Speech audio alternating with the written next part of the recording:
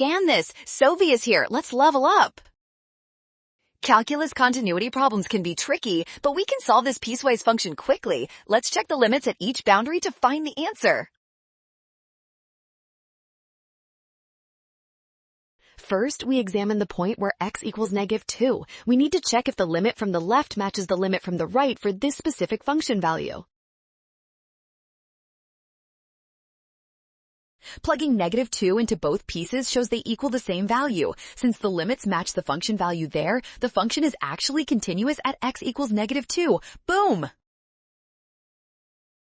Check x equals 2, the denominator becomes 0, creating a vertical asymptote. Thus, the function is discontinuous at x equals 2 only.